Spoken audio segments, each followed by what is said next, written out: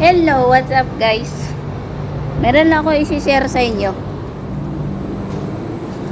Right, sakit ng puso ko.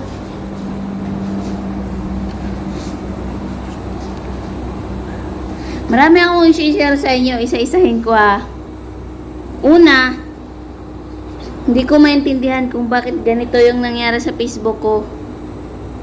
Papakita ko sa screen kung ano nangyari sa Facebook ko. Nagbigla na nag-send sa akin yung Facebook na mag-ano daw ako, mag-appeal. Hindi ko daw siya magagamit hanggat hindi ko ako mag-appeal. Tapos kapag na-prove daw nila na hindi ako nag-follow sa community guidelines, mawawala na daw sa akin ang Facebook. Pero kapag na-prove daw nila na pumapalo ako sa community guidelines, ibabalik nila sa akin yung account, pero hindi isang araw lang daw, takes time daw. Alam niyo kung bakit ako naiinis? Hindi ko alam anong kasalanan ko. Hindi ko alam anong ginawa ko. Wala akong pinost na hindi maganda. Bakit ganoon? Facebook! Anong ginawa ko? May nag-report yata sa akin na something. Hindi ko alam guys, hindi ko alam. Hindi ko alam anong kasalanan ko. Pero nakapag-file naman ako ng appeal, so mag-aantay na lang tayo ng result. Update ko kayo kapag mayroon nang nangyari. Pangalawang kwento ko sa inyo ay naging jowa ko yung scammer. Nagka-jowa ko ng scammer. Okay, let's talk about it.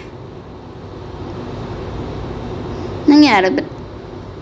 Nagka-jowa ko ng scammer guys for the first time. Alam mo yun, usually kasi kapag nagka-jowa ka ng scammer, ikaw yung magbablock kasi alam mo na scammer siya, di ba? Pero in my case, hindi ko siya binlock. Talagang pinaglaruan ko lang siya. Paikot-ikot lang ako dun sa isang area. Alam ko na scammer siya, pero pinaikot-ikot ko lang siya. Tapos ito na, umabot kami ng isang buwan na nag-chat. Tapos, nung nalaman niya na nalaman ko na scammer siya,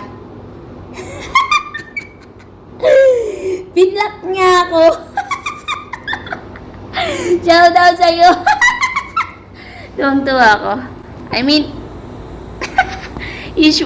usually kasi, uso kasi ngayon yung online scam. Yung magjowa kayo, tapos pipirahan ka niya, ganun. Beware kayo guys sa mga ganyan. Mga online scam, love scam, mga ganun. Yun lang, thank you. Sana nakatulong.